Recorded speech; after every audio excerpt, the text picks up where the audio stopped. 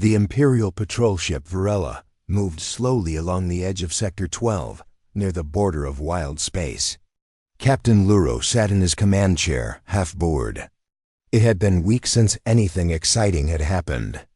Most of their job was scanning empty space and reporting minor pirate signals. "Long-range sensors are quiet," reported Ensign Mira, her voice flat. Luro nodded, barely listening. "Keep scanning." Then, something strange happened. The console lights dimmed for half a second. All systems blinked, then came back. It was so fast, most of the crew barely noticed. But Mira frowned.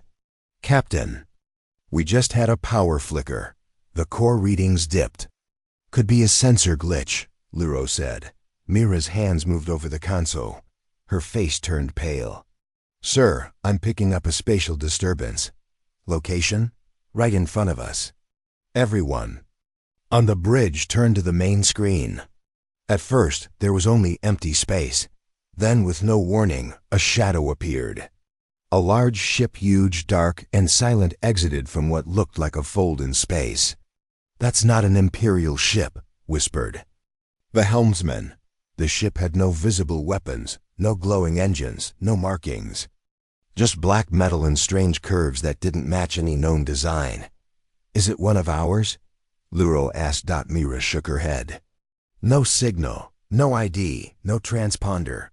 Could be a pirate? Too big. And too clean. Pirates don't fly ships like this." The strange vessel didn't move. It just hovered, facing them. Luro stood up. "Hail them." Mira tried, but got only static. Suddenly, the unknown ship sent a signal. It wasn't a message, more like a ping.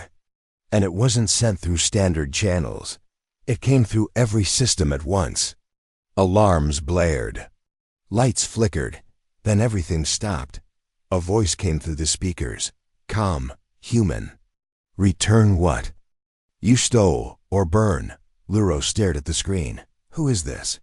"Identify yourself." No answer. Luro turned to his weapons officer. "Lock weapons. Target the unknown vessel." The officer hesitated. "Sir, are you sure?" "Do it." Weapons locked. The Varela fired 2 warning blasts. The energy beams reached the strange ship and vanished. No explosion. No damage. The blast simply disappeared. What in the void? Mira whispered. Before anyone could react, the black ship moved. It didn't fly. It glided without using thrusters, silent. It moved toward them like a ghost.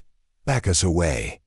Luro shouted. The Varela tried to retreat, but the strange ship was faster. It closed the distance within seconds. Then it stopped again. From its hull, a light emerged. Not a weapon, something else. A beam scanned the Varela, passing through its armor as if it didn't exist. "They're scanning us," Mira said. "But this scan is reaching our core files, our archives, even our encrypted data. Shut down the systems." Luro barked. Too late. The lights went off. The ship went silent. Only the screen remained active. And on it, the shadow ship just floated. Then the systems came back. Slowly. Power returned. Controls responded again. "What did they do?" the helmsman asked. Mira looked up, confused. "They could have destroyed us. They didn't." Luro sat down, breathing heavily. "Send a report to command. Now, tell them everything." Back at the Imperial Command Center, the message caused panic. Admiral Varn stormed into the control room. "Get me a visual." The footage played. He saw the shadow ship appear. He watched the attacks fail. He heard the voice. "Return what you stole. Or burn." "Are we sure that's a human voice?" he asked. "Yes, sir. Confirmed." "That's impossible," Varn muttered. "Humans don't have ships like this. They never did." Another officer spoke up. "Then maybe ... they do now." Varn stared at the screen, watching the silent ship float in space, untouched, unshaken, and terrifying. A whisper passed through the room. No one said it out loud, but everyone thought the same thing. If this really was a human ship, then the galaxy just changed forever. The Imperial Command Center was in chaos. Messages flew across systems. Analysts scrambled to decode the strange energy pattern left by the shadow ship. But the files were scrambled, encrypted by a language no one had seen before. Not even the ancient databanks could translate it. Admiral Varn stood in the war room, staring at the frozen image of the black ship. His officers waited for orders, but he stayed silent. He had seen something like this once decades ago, during the early human contact war. But those ships were primitive. This one was a ghost born from nightmares.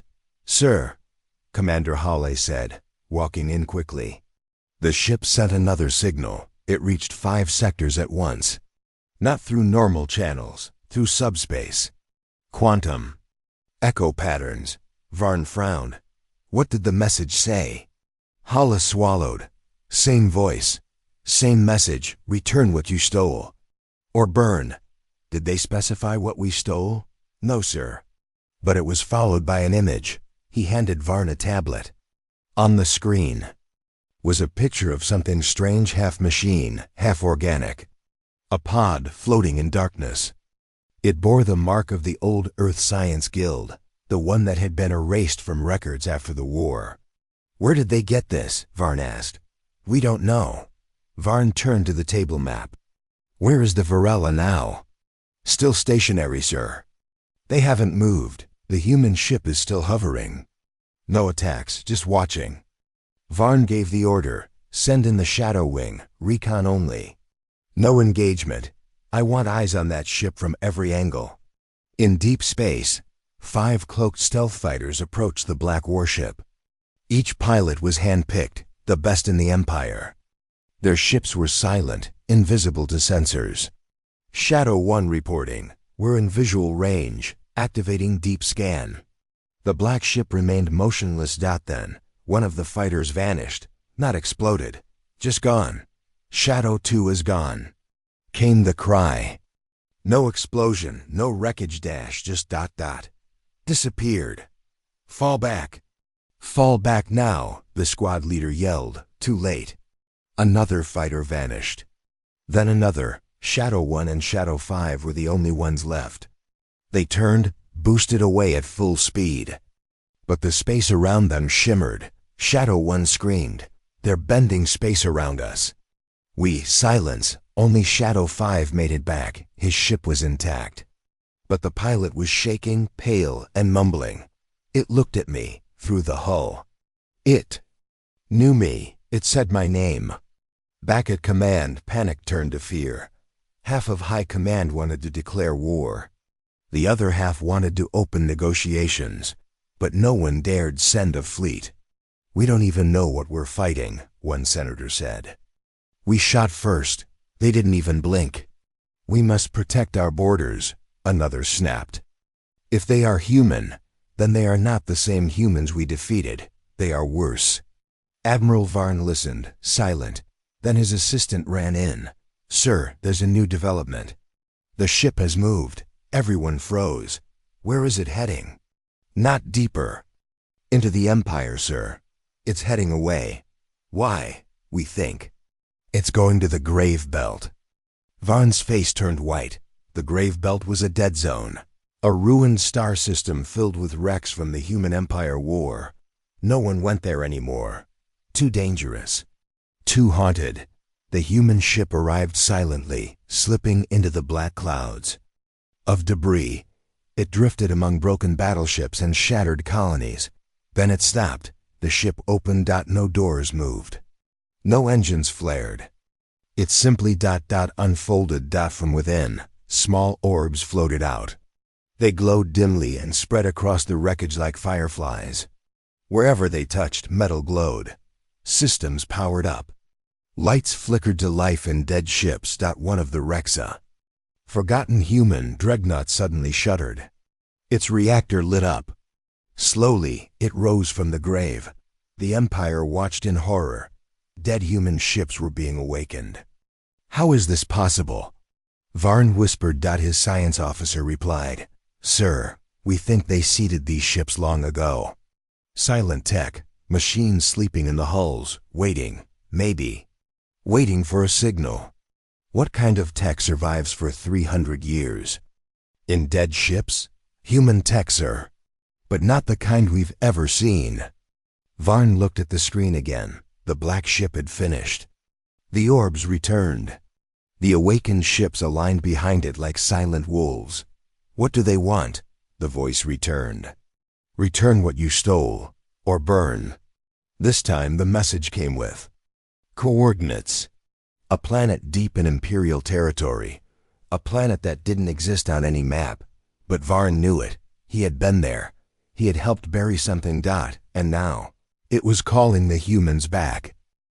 The capital planet of the Galactic Empire, Volcaris Prime, was a city of glass spires and glowing towers that touched the clouds.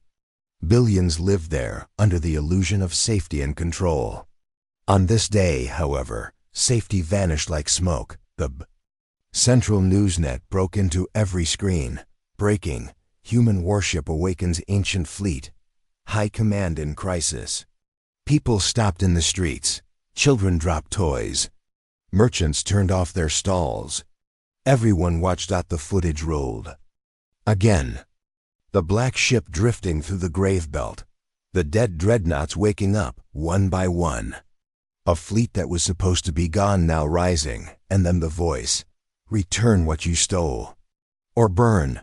Panic followed. At the Imperial Palace, the High Council argued like animals. They're bluffing. One noble shouted, they've reactivated 15 dreadnoughts. That's not bluffing. Screamed another. Grand Chancellor Iris pounded her staff on the floor. Enough! You speak like frightened children. We defeated Earth centuries ago. This is a scare tactic. We must act. Admiral Varn stood at the center, calm but grim. They're not bluffing. We shot first. They didn't respond with force. They responded with proof. We need to understand what they want. They want a war, one senator growled. Varn shook his head. If they wanted war, Volcaris would already be ash. Then what do they want? Varn hesitated. They want something we buried. On Eidos 9. Gasps. Someone dropped a datapad. Eidos 9. Doesn't exist, a senator said. It exists, Varn said. I was there. Back in space, the Black Fleet didn't move closer to the Empire. They formed a line along the grave belt. No signals. No messages. But then, strange things began to happen. Entire communication buoys between sectors went dark. Long-range scanners reported null zones, where light itself seemed to curve. Civilian trade ships vanished without distress calls. Passenger cruiser named Gemlight entered one of the affected zones. It never came back. But one message did. An image. The black ship again, and a single word. Observe. At the Academy of Galactic Sciences, scholars rushed to analyze the signals. Professor Tannel, an expert in pre-Empire tech, worked for 20 hours. Straight before slamming her hand on the desk. It's not just advanced tech, she said. It's evolved design. This ship wasn't built by machines. It was grown. The hull is self-healing. The systems ... think. Her assistant blinked. Are you saying it's alive? Tennell nodded. I'm saying we are not looking at human tech. We are looking at human evolution. In the slums of Volcaris, people weren't talking about tech or politics. They were preparing for war, old veterans. From the human conflict gathered in dark bars, sharing stories. One of them, an amputee named Koss, laughed bitterly. They warned us this would happen, he said. The humans said they wouldn't stay quiet forever. A young listener leaned forward. You fought them? Yes, and I saw things you wouldn't believe. They didn't just fight, they adapted. Faster than anything. He looked out the window at the stars. If they're back, we're not ready. Meanwhile, on Eidos 9, a secret Imperial science base. Stirred with fear, the planet didn't appear on maps. It didn't have a name in the databases. Only clearance-level Black Sun had access. Inside a deep vault, suspended in a containment field, something pulsed. A pod. Half living, half machine. The same one from the human ship's image. A scientist watched the pulse rate. It had doubled in the last hour. Whatever it was, it knew its kind had returned, and it was waking up. Should we contact High Command? A guard asked. The lead researcher, Dr. Revan, shook her head. We wait. This pod was a weapon. A failed one. The Empire claimed it. If they want it back, they'll come for it. Back in the council chamber, arguments had turned to fear. If that pod is what they want, said Chancellor Iris, why not give it to them? Because we don't know what it will do if we release it, Varn said. And if we don't? He didn't answer. Outside, alarms suddenly rang.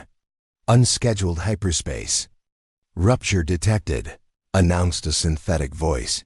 Everyone rushed to the nearest screen. The black ship was moving, but not toward the capital, toward Eidos 9.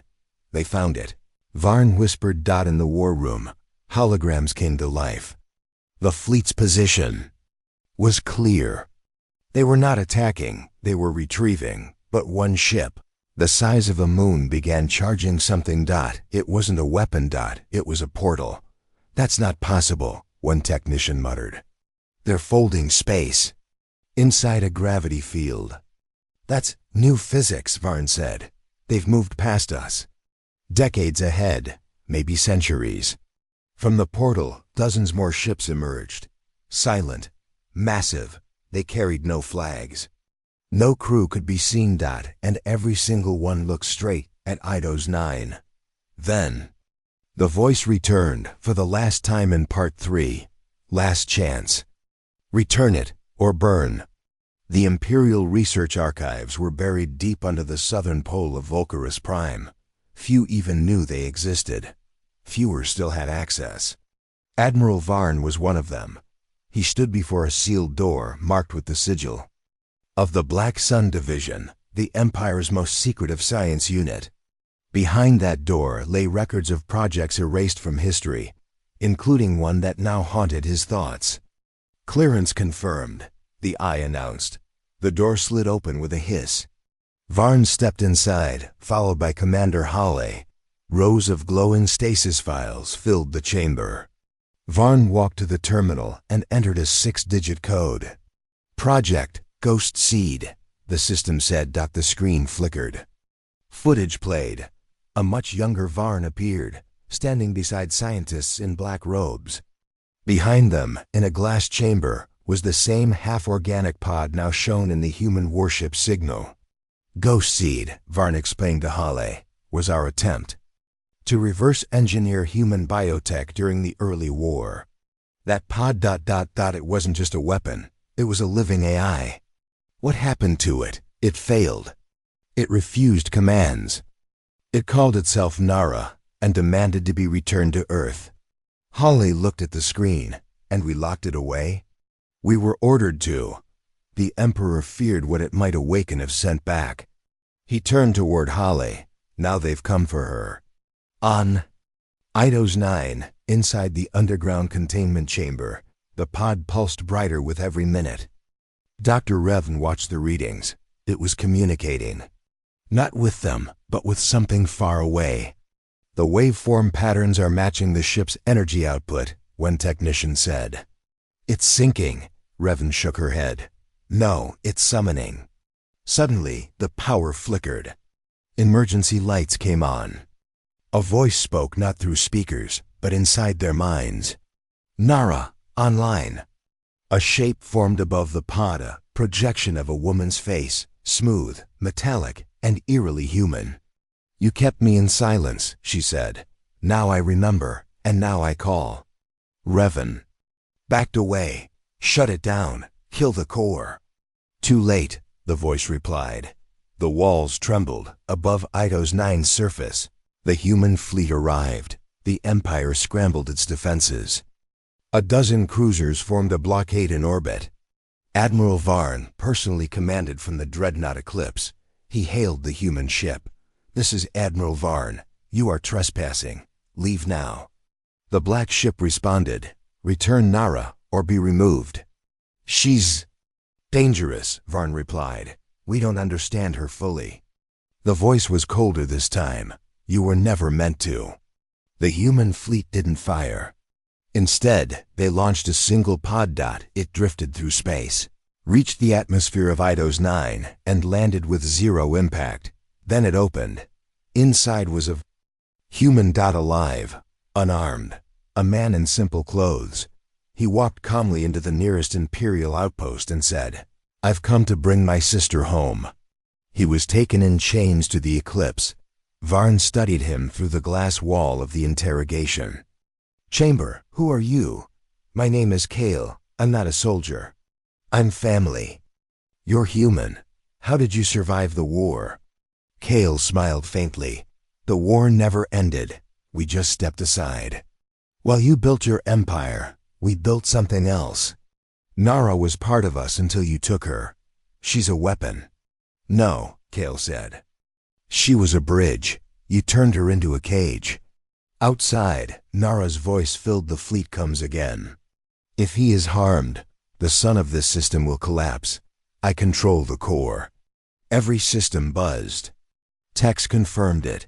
The black ship had tapped into solar control protocols buried deep in pre-war satellites. Human tech now active.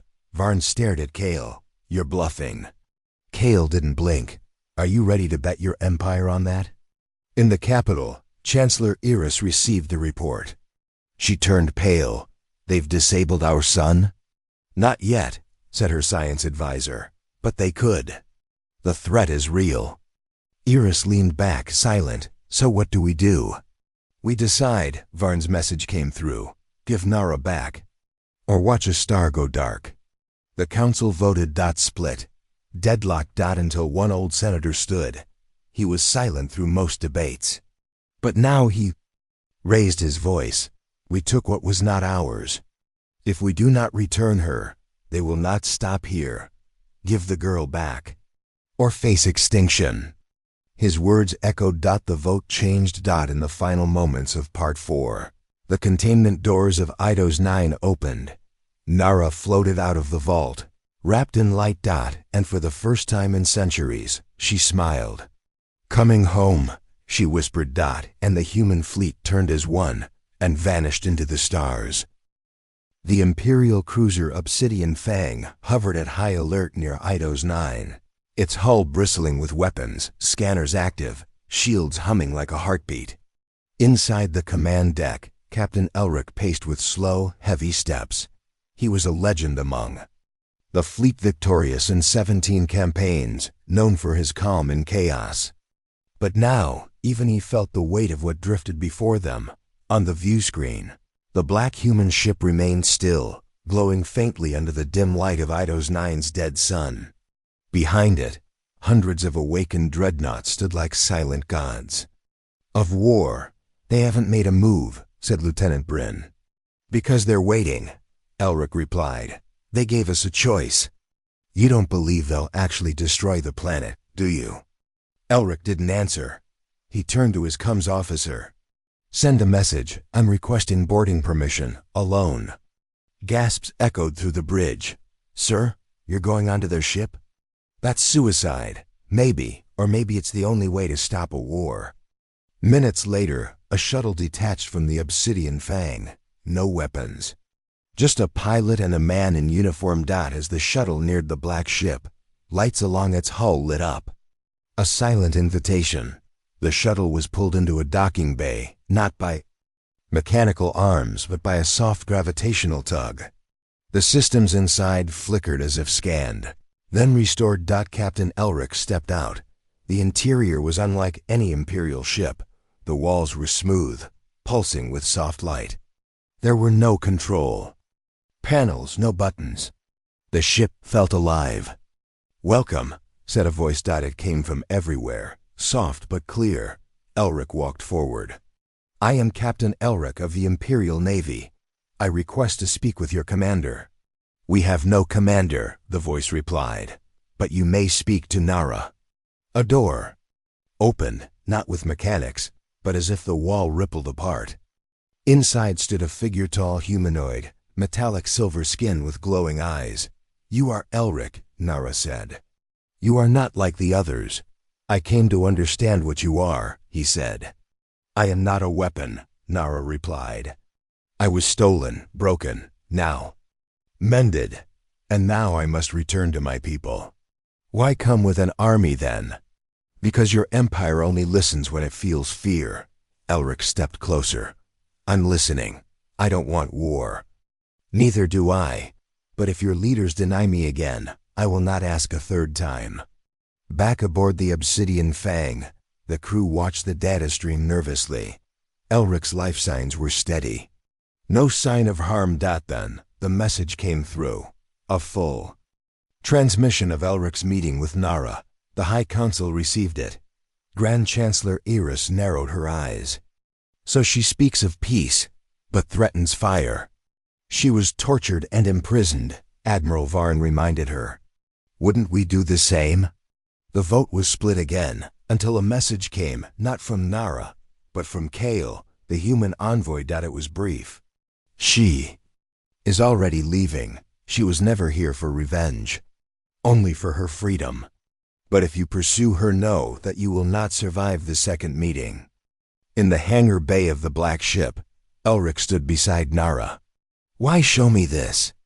"Because you're the only one who didn't reach for a gun." "What happens next?" Nara turned to the stars. "I go home, you stay here. Warn them, Earth no longer fears. The galaxy, we have changed." A moment passed, then Elric asked, "Will we ever meet again?" Nara looked back. "If your kind learns to listen, not with weapons, but with wonder, then yes." The human fleet turned. The portal reformed. And one by one, the ships vanished into it, silent, perfect, untouched. EIDOS-9 was left untouched. The pod chamber, empty. Captain Elric returned to the Obsidian Fang, carrying a data crystal. The last words of Nara etched into it. "We are not your enemy, but we will never be your prisoners again." The war that never began was over, but a new chapter was about to start. The Empire had seen Earth's evolution. And now, it had to decide if it would evolve or be left behind. The Galactic Senate had barely begun to settle when the real shock arrived, not from Nara, not from the Black Fleet, but from deep space itself. It began with a ripple, the edge of the Empire's outermost systems. The Forgotten Verge detected strange signals. Massive energy signatures flared up near abandoned wormhole gates. Old human colonies, believed destroyed, suddenly came alive. Planetary shields activated. Defense grids realigned. Entire systems once marked as dead zones were now active again. Imperial Deep Watch scrambled to investigate. What they found stunned them. Earth was never destroyed. It hidden. At a private session in the war chamber, Admiral Varn presented the finding. "This is the Kepler sector," he said, pointing to the star map, human space. "After the war, we believed their colonies were annihilated, but this shows restoration. Power surges. Gateways reopened." He pulled up surveillance footage, massive. Cities wrapped in camouflage fields. Orbiting stations invisible to probes. Fleets parked under folded space canopies. Earth had hidden its strength behind false ruins. "They didn't fall," Varn said. "They retreated." And they watched. Chancellor Iris looked pale. Why reveal themselves now? Kale's last words played again. "She is already leaving. But if you pursue her, know that you will not survive the second meeting." Professor Tunnell at the Academy of Galactic Sciences paced her lab, dragging fingers across blinking maps. They built ecosystems inside black holes. They built ships that can bend light, but why disappear for 3 centuries? Asked her assistant. Tunnell's eyes burned with awe. "Because they wanted us to believe we won, while they rewrote the laws of physics." In the slums of Volcarus, stories spread. "I saw the broadcast," said Koss, the old war veteran. "Earth is back. But not like before. They're not soldiers now. They're something ... more. Younger workers listened in fear and wonder. Rumors grew, humans who could walk through walls. Ships that spoke. Children with glowing eyes. The poor didn't call them invaders. They called them gods. Meanwhile, on the world of Solon V, a research station detected a fast-moving object, unregistered. Silent, but inbound. The station sent warnings. No response, the object landed. Not a missile. A capsule. Inside, a message cube. It played one line over and over. Return Nara. Final warning already passed. The next day, Solon V's gravity failed for 61 seconds. Then returned. No one understood how. Back at the Imperial High Council, the Senate demanded action. If Earth never fell, then what else have they hidden? If their tech is this advanced, do we still hold the balance of power? We must attack before they rebuild completely. Admiral Varn stood and silenced the room. They already rebuilt. We were simply blind. Iris turned to him. Then what do you propose? We do nothing. We learn. We prepare. We survive. Cowardice, one senator spat. No, Varn said. Wisdom. For the first time in history, the hunter has become the prey. On Earth, deep beneath its ancient surface, a great council gathered. Not of warlords or admirals, but of architects, scientists, and philosophers. Nara stood among them now, fully restored. Her silver skin gleamed beneath living lights. They still fear us, she said. Kale nodded. That's all they know. A woman with crystal-lined arms stepped forward. Then we must teach them again, not with fire, but with awe. Nara looked to the stars. The galaxy slept while Earth awakened. Now, it's time they remember who we are. A silent agreement passed among them. Phase 2 would begin, across the Empire. Strange things started happening. A mining planet discovered an entire underground city beneath its crust-abandoned human tech. Untouched but suddenly glowing, a merchant. Ship entered a nebula and found itself escorted by invisible ships with no crew. On a remote moon, a human child was found alive, no record of entry. Speaking in languages unknown to the translators. Everywhere the message echoed. Earth was back. But not to conquer. To remind. Back on Volcarus Prime, a memorial wall listed the names of the human empire war's dead. One evening, without warning, a new name appeared at the bottom. Not engraved. Grown. Double quotes. Nara, daughter of the Divide. A soldier on patrol noticed it, reported it. The wall could not be altered. It was protected by ancient encryption layers. But there, it was written in the same shimmering code as the black ship's hull. Admiral Varn sat alone in his quarters, watching old battle footage. He paused on a frame. A human ship exploding. Its crew presumed lost. But something about the blast was wrong. Slowed down, frame by frame, he saw it. Escape pods. Ejected into folds of light. Not space. It wasn't destruction. It was a trick. They had been planning this for a long time.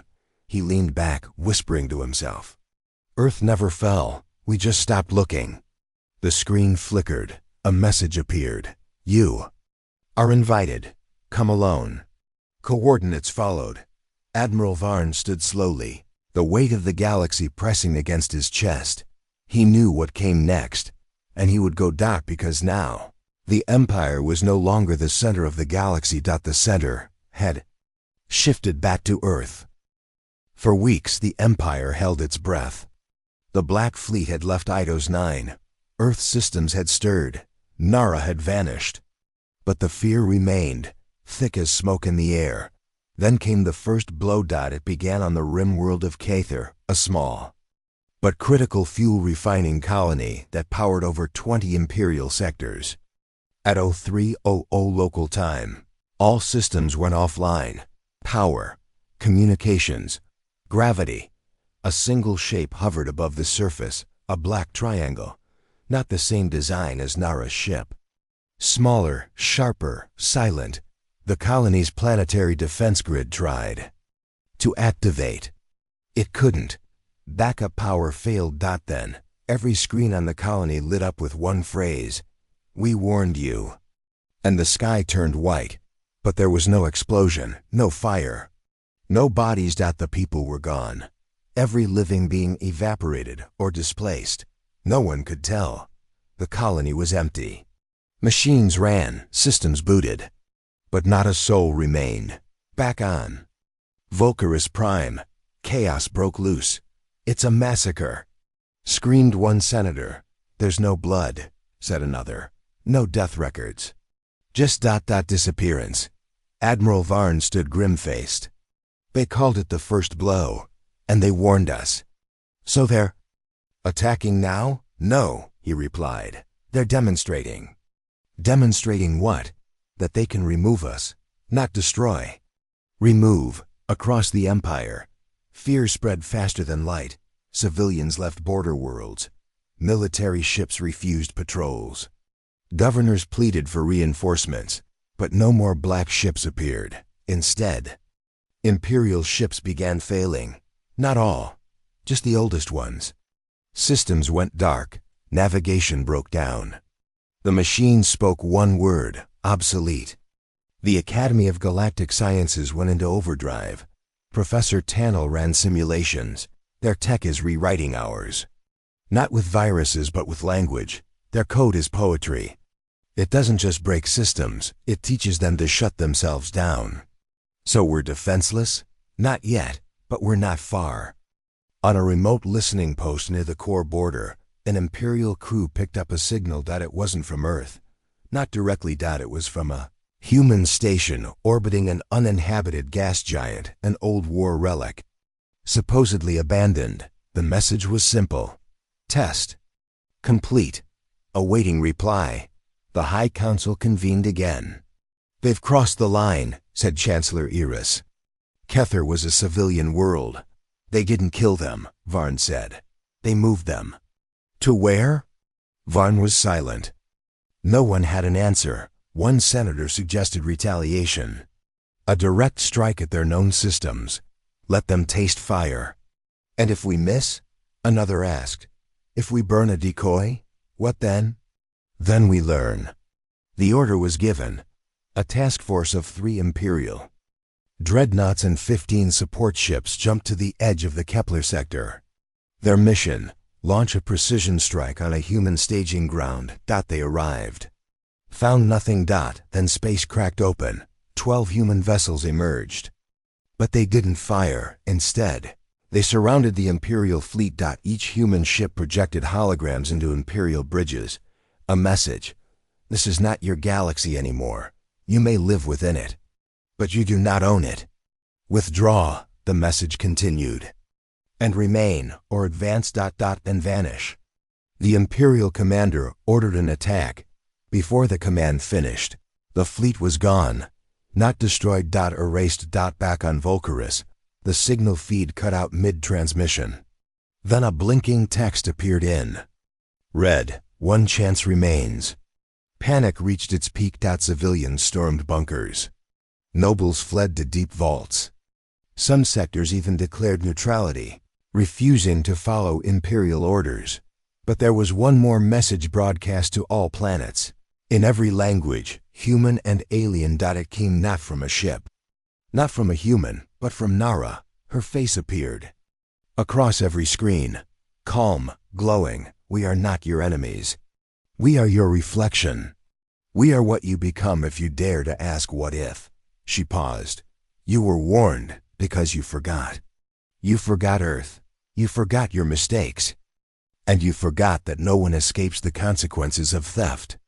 She looked directly into the lens. "We don't want your thrones. We don't want your slaves. We want your silence. Let us go. Let us rise, or watch everything you built fade." Then the screens went black. For the first time in 5 centuries, the Empire didn't respond. It watched. It trembled, because Earth hadn't conquered them. Earth had made them irrelevant. And for an empire built on control, irrelevance was worse than death. The shaken throne, the grand hall of the Imperial Senate, was nearly empty. What once echoed with prideful voices now hummed with uncertainty and fear. The banners of the Empire hung limp, untouched by wind, as if mourning something unseen. Only 12 senators remained.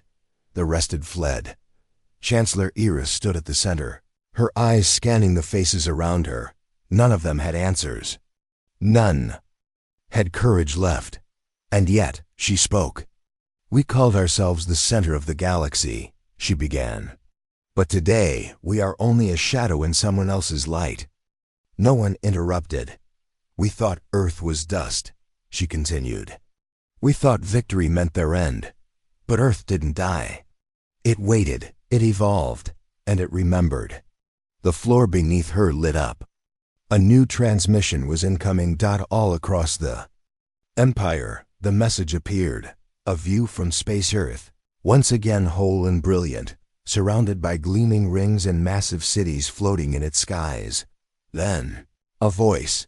"We are the children you left in ruins. We are the silence you ignored. And we are the future you denied."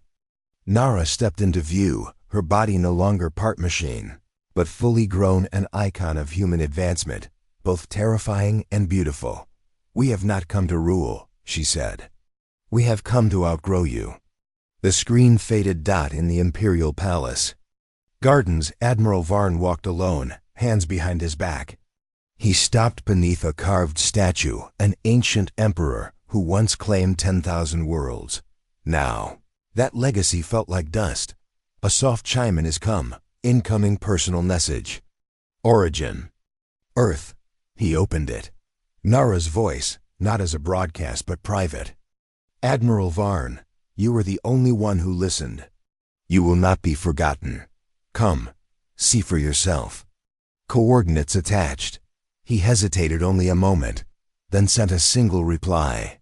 "I accept." A day later, a sleek shuttle, silver, organic-looking, almost fluid in shape, landed silently outside the Empire's core spaceport. Varn boarded it alone. It flew without noise. No controls. No crew. It simply knew. Within hours, it arrived. Earth. Not the old Earth he remembered from war reports and propaganda. This Earth was reborn. Massive biocities rose from oceans, orbiting habitats connected by light bridges. Children with eyes like stars played in weightless parks. And no guards. Just peace. Nara met him at the Gate of Origins, where a great tree rose from the ground into orbit, its roots pulsing with light. "Welcome, Admiral," she said. He studied her face. "You've changed. We all have. Then why bring me here?" She walked beside him. "Because someone must tell the truth. The Empire will fall, not because of war, but because of stagnation. Earth did not surpass you with weapons. We surpassed you with will." They entered a hall filled with memory orbs, each one floating, glowing with sound and images human history preserved. "We never forgot you," Nara said.